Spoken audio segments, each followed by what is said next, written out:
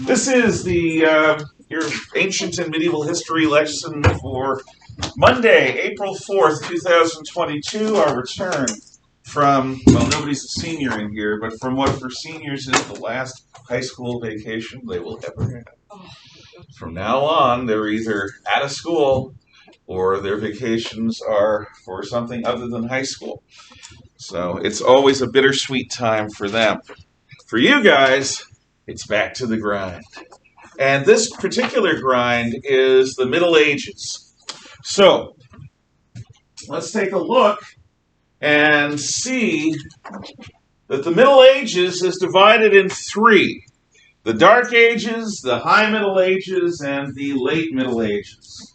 All of these are distinct from one another and distinct from ancient times. This is the first time that we are going to do something that isn't ancient history. We are now finally into the medieval history portion of our year.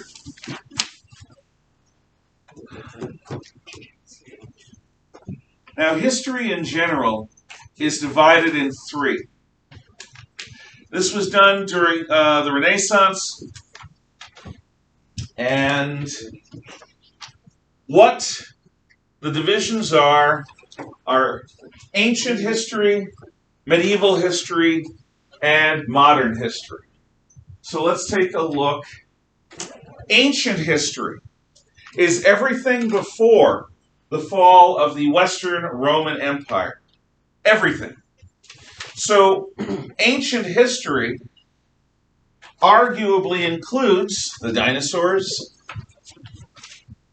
the creation of the earth, the development of life on earth, and our time of savagery in the Paleolithic era. It does, but it also, more properly, for an ancient history class, whatever that torn up thing is that's being passed around needs to be stowed for the time being. I mean stowed. Put it away. Stowed. S-T-O-W-E-D. That's stowed. I see no reason to take it out, put it in a ditch, and hurl rocks at it until it dies. Why not? Because it's paper. It's already dead. It's basically tree corpse. I'm holding a bunch of tree corpses in my hand. In any event, hey, they're crops, okay? I love when people talk about trees as a non-renewable resource. They're a crop. You grow them like wheat, okay? It takes longer to grow trees, but I'm from Maine. Okay, Maine and Idaho are lumbering places. They produce trees. Oh, but what if we run out of... Grow more! Plastic, that's non-renewable because it's made of oil, among other things. But trees? Oh, gosh. In any event, the ancient world, more properly, is the story of how we rise from the slime of savagery that is the Paleolithic era of nomadic hunter-gatherers, where every man was a hunter and every woman was a gatherer, and there were no questions about which you were. In fact, you were born into your job. Every man had the same job, every woman had the same job, and it's not like everyone was as equally good. There were better hunters than others. There were better gatherers than others, just like there were better parents than others. But in general terms, every man a hunter, every woman a gatherer. And then we developed farming. Now, a language was actually our first big development. We learned how to speak and understand one another. And somewhere in there, we developed art and an idea of the afterlife. And all of this stuff comes from the Paleolithic era. But then we develop a concept of seeds and farming, and some of our ancestors stop moving around, and we become sedentary. We stay in one place. In fact, from that point, for thousands of years, a person's entire world lived within 50 miles of where they were born. Most people who were farmers were born, grew up, married, had kids, and died in the same basic valley area, in the same basic village or town area. And if there was any exchange, it happened with people nearby. It was a rare person that was widely traveled once we start developing farms. But farms give us our first food surplus, and food surpluses are necessary for specialized labor. And specialized labor is one of the bases of civilization. You have people doing just one thing well enough to get paid.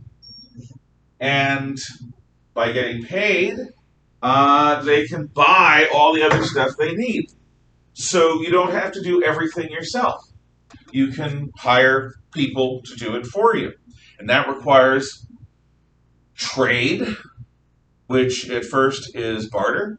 Actually, at first it's theft. You have, I want, I stronger than you, I take. And then it's trade. You have, I want, I give you stuff that you want that I have, and you give me stuff that I want that you have. That's barter. And eventually we come up with this idea of money. And money is like the best motor oil in the world for your car's engine. It is a universal means of exchange, and it eases the friction between buyers and sellers. And trade and specialized labor, writing, advanced technology, and complex institutions lead to the world's first cities. And the world's first cities are settlements so big that if trade broke down, most people would die. We've covered all this. This is sort of a review. Get you back from the vacation mode, but also ready for the Middle Ages, because everything has been ancient times. So, where are the world's first cities built? Well, they're built in river valleys that flood a couple times a year, usually, like Egypt. Why?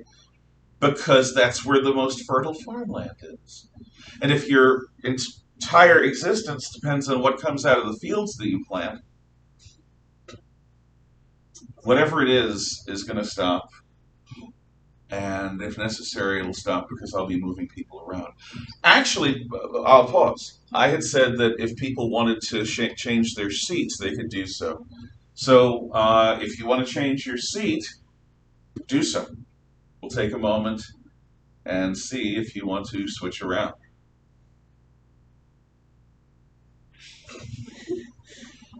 Okay, so you all are happy. That's fine. We'll see if I remain happy. I don't mind people having fun and sitting where they want to sit. I do mind something going on that I'm not involved in. I'm an egomaniac. I insist on being the center of attention in my own classroom. If I'm not, things will change. Cities are the engines of progress. They bring people together and they force them to compete to survive. And that competition brings a focus that is useful to having people become more and more inventive. Specialists produce progress within their specialties, but people interacting, specialists with other specialists, produce the kind of progress that bring us out of the most primitive stages of agriculture. So cities, while first being planted in river valleys, because that's where the best farmland is, eventually spread beyond those river valleys because people's techniques of growing food and ranching improve. The world's first civilizations, though, in Egypt, in Mesopotamia, in India, and in China, are all places that are flooded and that allow for a massive growth of crops and allow for a massive growth of population. What's unusual about China is, unlike everyone else, it doesn't have a dark age. No dark ages in China. In China, they start gathering people in the Yangtze and Huanghe river valleys, and they're still there. And they start their history with the Shang dynasty, which is where Shang-Ti, the god of thunder and the sky, establishes Chinese civilization. and that's back in some ancient period. We're not sure exactly, but that eventually develops into China's first kingdoms, and then there's the Zhao dynasty and Warring States period, and the Qin dynasty, and Han dynasty, and so forth. And throughout all of this, even when the Mongols conquered China, there's no Dark Age. So Chinese civilization is remarkably durable. In fact, one of the biggest changes was its acceptance of a Western idea of communism in order to inoculate itself against other Western things like what they would call imperialism. But China has not had a Dark Age. India, on the other hand, its first cities at Harappa and Mohenjo-Daro in the Indus Valley get wiped out without anyone picking up the torch. Civilization dies in India for half a millennium. So it's not only a Dark Age, it's a complete break. And what develops afterwards is an entirely new civilization, the Maurya Empire. In the Middle East, you've got Egypt and Mesopotamia. And in these societies, in Mesopotamia, well, in Egypt, you have the growth of different dynasties. You have a royal family, and it marries itself because who else is worthy? And then it becomes idiotic and gets overthrown by a new dynasty that's strong for a while, but then they marry each other because they're gods and nobody else is, and they become idiotic and they get replaced, and so on and so forth. But then there's a break. The old kingdom of Egypt falls. There's an intermediate period, and then there's a middle kingdom, and then it falls, and there's another period of Dark Age, and then there's a new kingdom. And the new kingdom is ultimately conquered by Persia, and then by Alexander the Great, and then it becomes part of the Roman world, and then it becomes part of the Islamic world. In Mesopotamia, though, you have the purest difference between China, India, and the West. In Mesopotamia, you have Sumer, the world's first civilization, the first people to build cities in what is today southern Iraq, near Basra. That's where Abraham comes from. And Sumer gets conquered by another civilization called Akkad, which gets conquered by Babylon, which gets conquered by Assyria, which gets conquered by the Hittites, which gets conquered by the Babylonians again. Then there are the Medes and the Persians and the Alexandrian Macedonian Greeks and the Romans and the Parthians and the Persians. And you have a bunch of different empires, not dynasties, not the same society, but different civilizations conquering and ruling over other civilizations. An empire is when one government rules over many civilizations, many cultures. Remember, each culture is a group of people bound together by a certain set of core beliefs. So all of that stuff plays out. And that's all part of our heritage, part of the ancient heritage. But then one of our grandparents appears. Wait. I just like hitting myself. Our grandparent appears, and that's Greece. And ancient Greece gives us democracy from Athens, and it gives us philosophy, the love of wisdom, and thinking about the world in a systematic way. It gives us the aesthetics of art that we have kept, realistic proportions, but idealized. It gives us theater, comedy and tragedy and drama. The Greeks give us fiction, the world's first novels. The Greeks give us all sorts of things that are a part and parcel of us that we take for granted. Let's see if I missed anything. I have these notes for a reason. Let's see. I was thinking the Middle Ages. I didn't really cover. Aesthetics. Yeah, that's a sense of beauty. The idea of individual creativity as being very, very important. That all comes from Greece. But the Greeks eventually are conquered by Rome.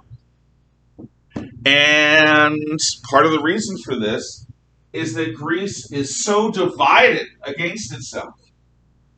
City-state against city-state against city-state. For a while they unify against Persia.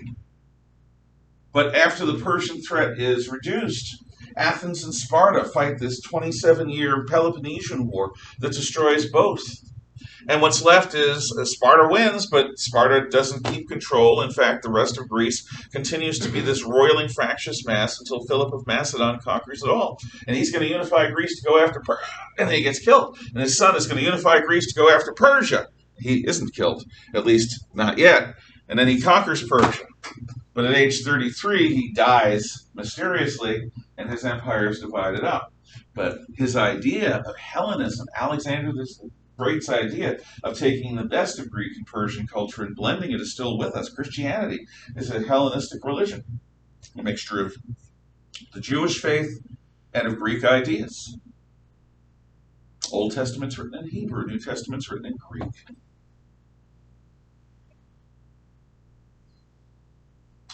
And I will mention the Jewish heritage before I go further into Rome. What sets the Jews apart is their absolute insistence that there's one God. Only one. They're the only people in the world that we know of that insist that there's a single creator.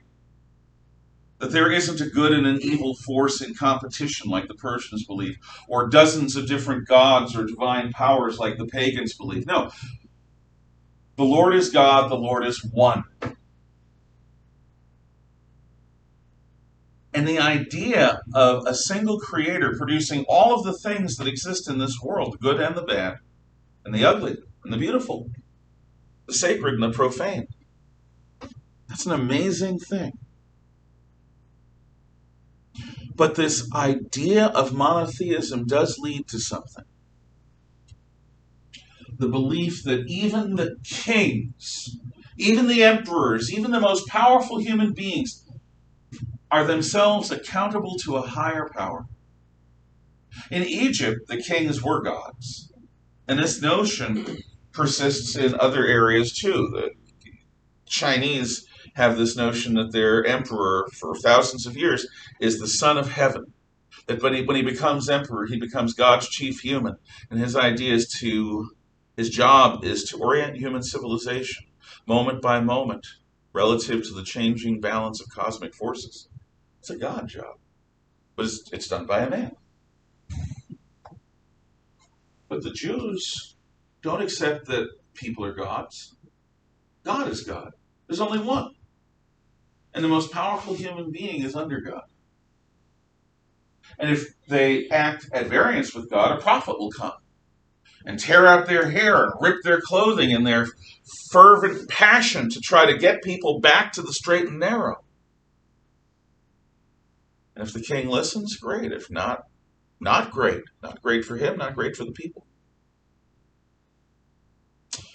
Rome is born. Little tiny village at the first ford over the Tiber River, along the greatest trade route in western Italy. And through a series of weird historical misadventures, Rome becomes the ruler of the known world. Everything west of Parthia, Persia. One of the ways they do it is by republic, where the people are king. But unlike democracy, which trusts every citizen to make every decision, in Rome, they elect people. And in Rome, nobody has all the power. Power is always divided. The Committee of the Centuries has power over certain things. The Senate has power over other things. Then you have 2 consuls, and they have to agree for anything to get done. And then they have the tribune that can veto things, that can stop things. And what if there's an emergency that requires a single hand? Well, there's a dictator, but he's only there for 6 months, and you can sue him after he leaves office. There's always a division of power, because the Romans are ambitious and they want power. And if they give too much power to their rulers, they don't have power themselves. If your rulers have all the power, what's left for you? Scraps. And this dedication of every Roman citizen being a part of the Republic is one of the things that leads them to conquer Carthage and the Punic Wars and conquer the known world. In fact, Rome unifies the world west of Parthia and Persia. It unifies the Greeks, the Carthaginians, the Phoenicians, the Jews, the Egyptians, the Western Mesopotamians. It unifies the Celts, the Britons, even a few Germans.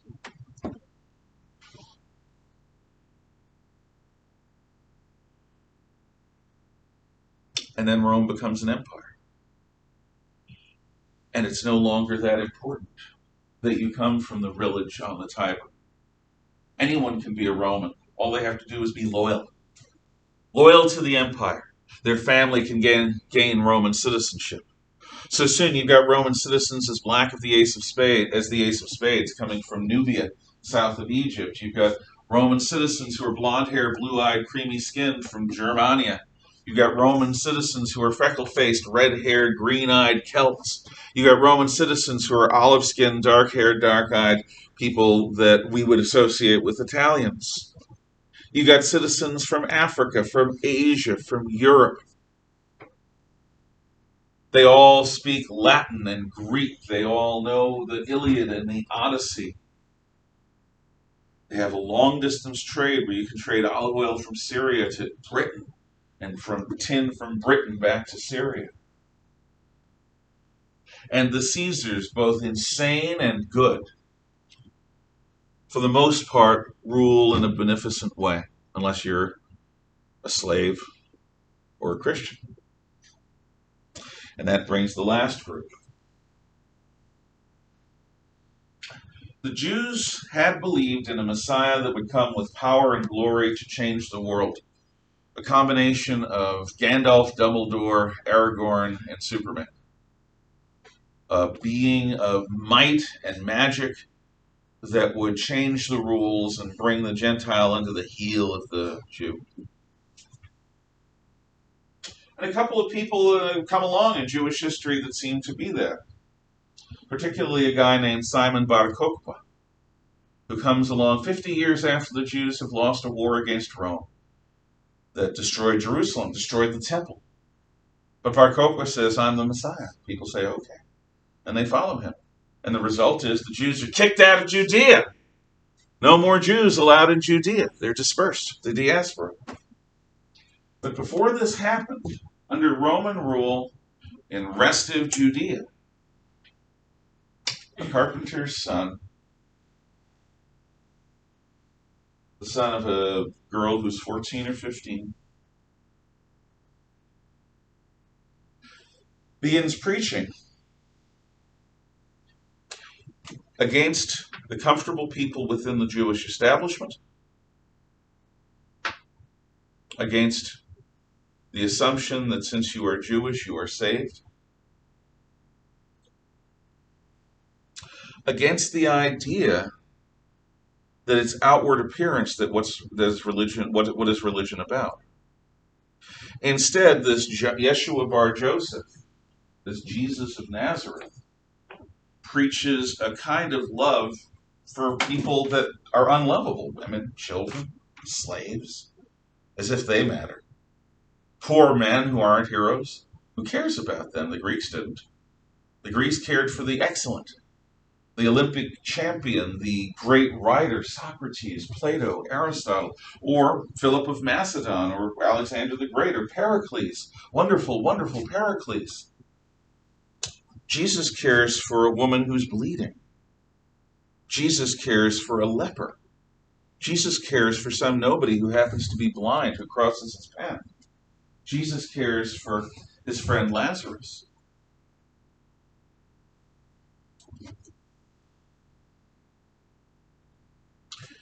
And he doesn't take the world with conquest. He dies a shameful criminal's death on a cross.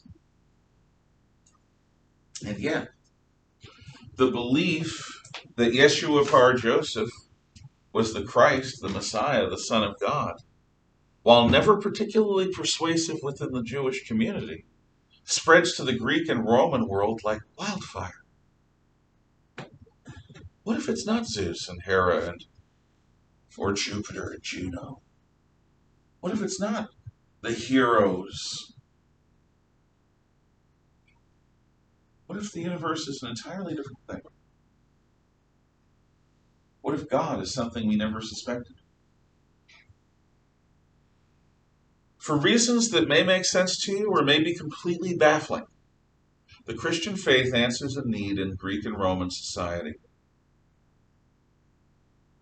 And it spreads and it challenges Rome.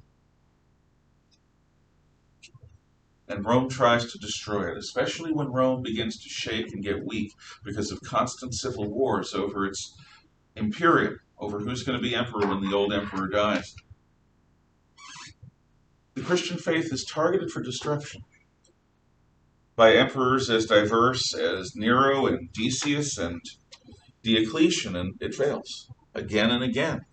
The attempt to destroy Christianity by government oppression fails and fails and fails.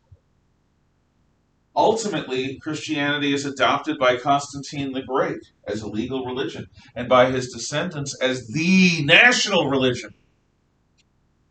Christianity is so strong that since Rome can't destroy it, it had better join with it because Rome is shaking apart and falling.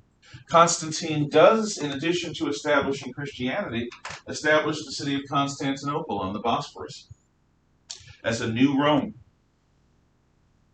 Diocletian may have saved the empire from the crisis, but Constantine sets the stage for the Middle Ages. While the empire in the east around Byzantium, around Constantinople, survives, the empire in the west in the late 460s and early 470s is overrun.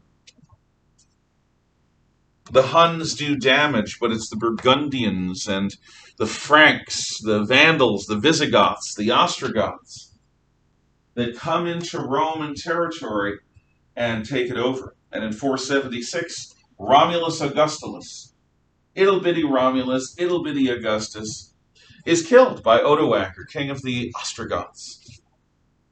And the Ostrogoths proclaim their new kingdom in Italy as the Visigoths have taken Spain, as the Franks have taken what we now call France. Get it? Franks, France, same name. As the Vandals have taken Africa.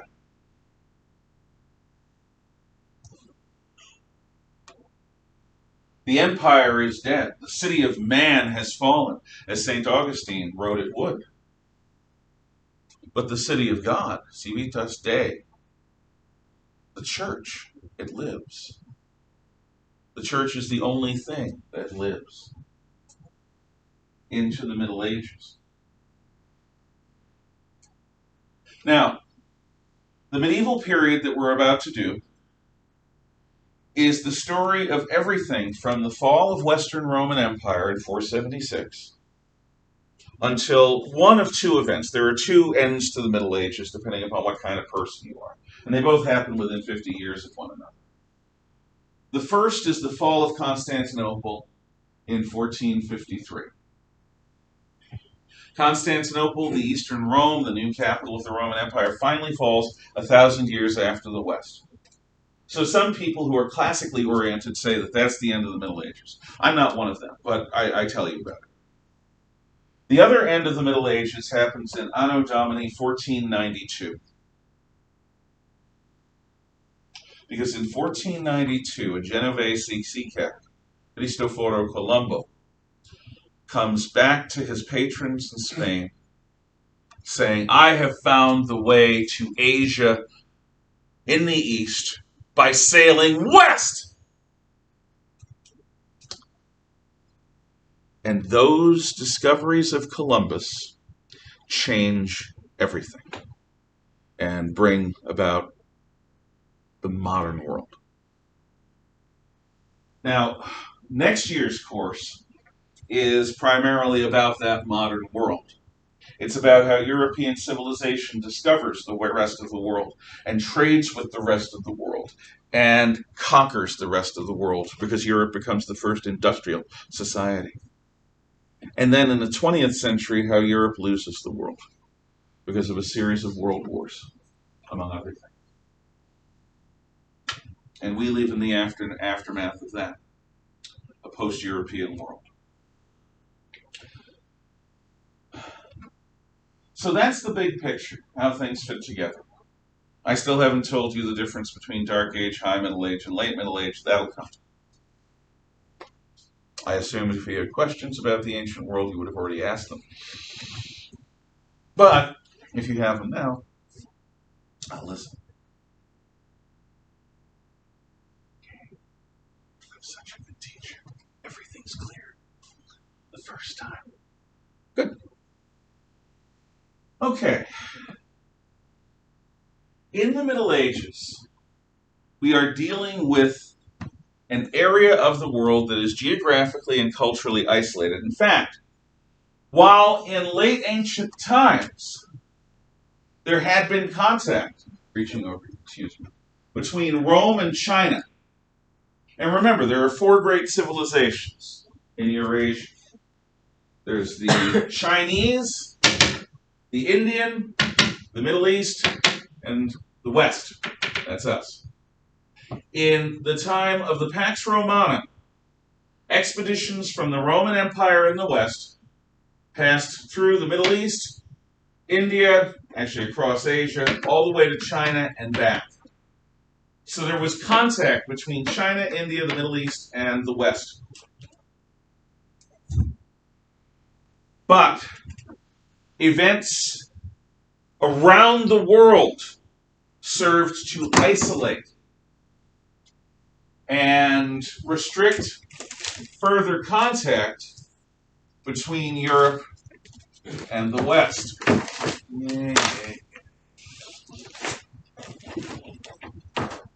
So, helpful when we were doing Rome. Let's take a look at the geographical isolation of Europe, because this is a factor, and it's going to be something that ultimately is going to bring about the modern world. Basically, this is the Roman Empire under Diocletian, the Tetrarchy. What's south? What geographical feature is south of the Roman coast of the Mediterranean? The Sahara Desert. And the thing about the Sahara Desert, you can look over there at the big Eartha map behind Ms. Durkin, is it's big and it's desert. It is the biggest desert in the world. And the Sahara Desert, being a desert, doesn't have much of something. What doesn't it have much of? Rats. Rats, exactly. Not many rats, because rats require water! And only the Berbers who live in the desert know where the various oases are, and there aren't that many of them. So in effect, except for the Berbers who live in this vast wasteland, the Sahara Desert might as well be a 400-foot tall steel wall with titanium razor wire over the top and laser turrets swiveling around, because you're not getting through that. This is basically a barrier. It's the southern edge of the European pocket. Okay, fine, there's a desert to the south, but that's only one direction. What's to the west? Anyone but George. What's to the west of the European Western civilization? Elise, you're close. What geographical feature is west of Europe? What's it called? The Atlantic Ocean. The Atlantic Ocean!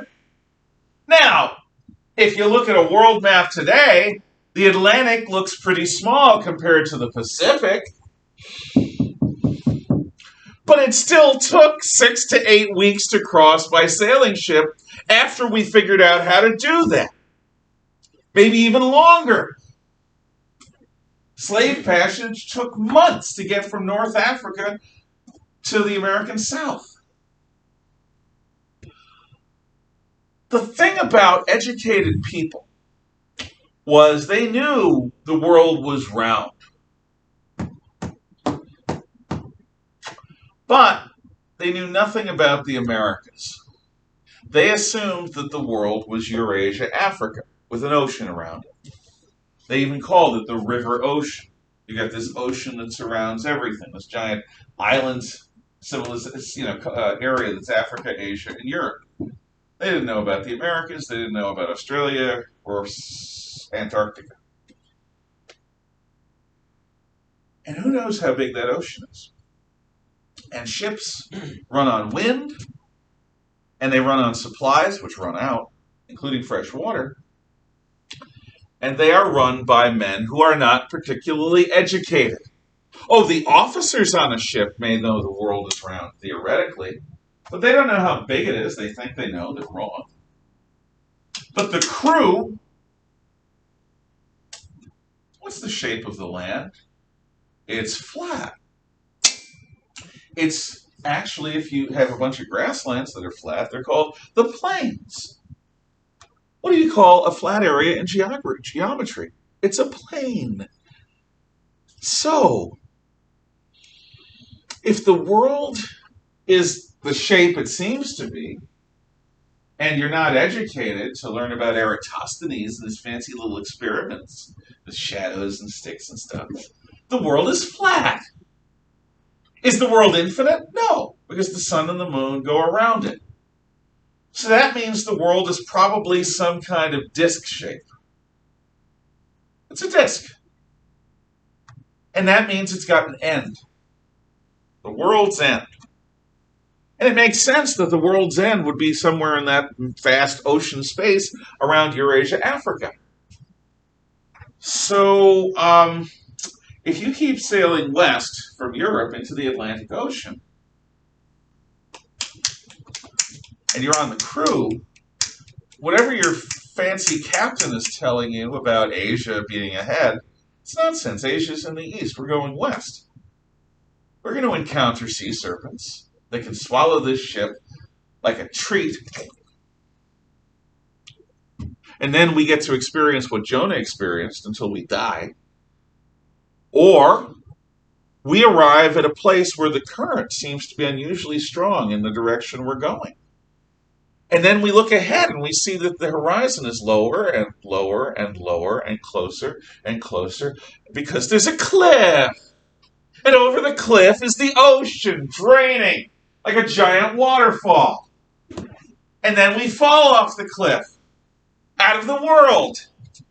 Out of the world. When you say to a sailor from the Middle Ages, hey, it's out of this world, dude, he'll say, that's really horrible. Think about it. So, might as well be an area patrolled by giant sharks with frickin' lasers on their heads, because no one is going too far west. There's one with the stars. Yeah. Like one of the reasons why they thought there's a really cool thing. Like if you leave a camera with a long exposure time, and it creates star circle. Yeah.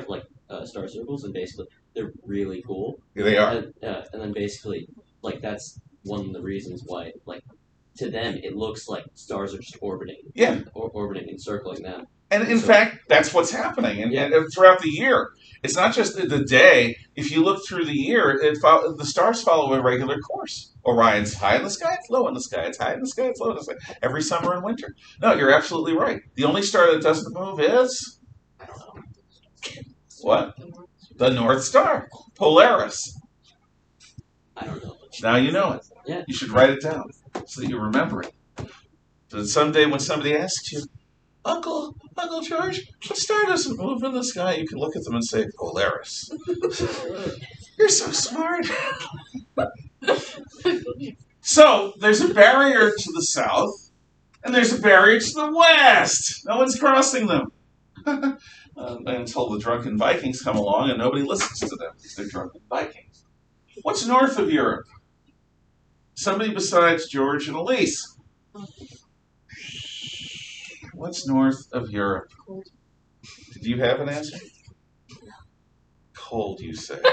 Okay, Summer. Let's go to that. What region of the world or regions are known for their cold?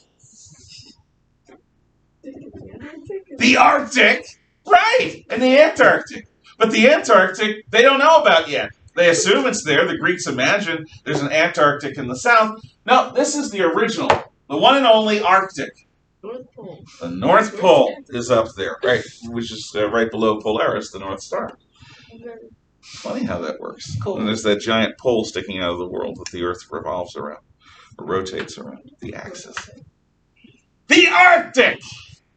Now, who lives in the Arctic? Well, there are the Lapps, and there are the Inuit, the Eskimos, and nobody else.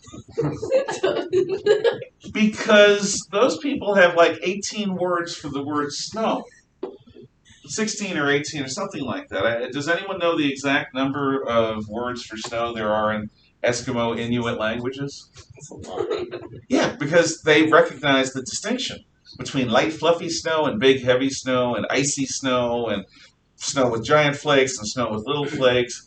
Because snow is such a big part of life. Because they live in the Arctic! Everything's frozen! They consort with polar bears! Which are the most dangerous land predators, even more dangerous than tigers, which is hard to believe. Hyper aggressive.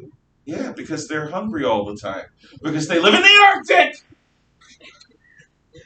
So, since we didn't get to the North Pole until, I think, 1908, it's definitely in the 1900s.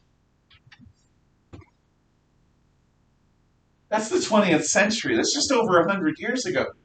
Do you think people in the Middle Ages with their technology is going to be able to penetrate the Arctic? No! It's a wall. Desert, ocean, Arctic. So that leaves two ways in and out of the pocket. You'd think there's only one. Let's look northeast. Okay, you've got the North European plain. It starts in the Pyrenees Mountains. And it goes to the Ural Mountains, but they're not really that big. In reality, they go to the Pacific. It's one big open field. And you'd think, what could be more human and easy to travel than a big open field? Little children play in open fields. I remember when I was a little kid, we'd go to an open field, and we'd get a little hill, and we'd roll down the hill. It was fun. God, it's a shame that we lose that ability to have fun. What do you need? You need a field and some playmates. That's it. What? You don't need friends. Good. Keep that. It's a good thing. See, I roll down hills when I get knocked off or, I fall. It's not the same as going, whee! What? I said you don't need friends to roll down hills. That's true, but it's fun to do it with them because then you can race. And then, you can... Using bowling pins? Yeah, exactly. You can set them up and then roll somebody down and knock them down. There's lots of fun to be had there. Or you can have a dog. And you get a dog and a ball in a big open field. You get lots of fun. Roll the dog down Here's the problem. The ball rolls down there. This area here, unless there's too much grass, is called the open steppe, S-T-E-P-P-E, or the steppes, S-T-E-P-P-E-S. And steppes are rolling grasslands. And you think, oh, that's great. Yeah, of course it's easy to cross. Because that is a sea of grass inhabited by human sharks. There are the Tatars and the Mongols and the Huns and dozens of other peoples of the open plain. And they do nothing but ride around waging war. Look, you're insulting Mongol culture. No, I'm recognizing Mongol culture. These guys have yurts, which are tents made of horsehair. They drink fermented mare's milk for booze. They have herds of animals, but they learn to ride before they learn to walk. They're really good at that. They live in the grasslands. And anything that comes into their grasslands, they're going to exploit. So, if you try crossing the open grasslands, because it's just so easy, you will get nommed on by the human piranha sharks that are the various hostile tribes that live in these areas. Now, some people on the Silk Road from the Middle East to China pay off certain tribes not to molest the silk caravans. But it takes a lot of money, and it has to be something that long-term the tribes think is in their interests. So, in effect, you know when this area is open? When the Mongols have conquered everything from Poland eastward. Other than that, nobody crosses this except for the people in the Silk Road caravans because they have paid off the local tribes. It is blocked. The open grassland is just as blocked as the Arctic or the Atlantic or the Sahara. The only way in and out of Europe, reach in or out of the pocket, is through the Middle East.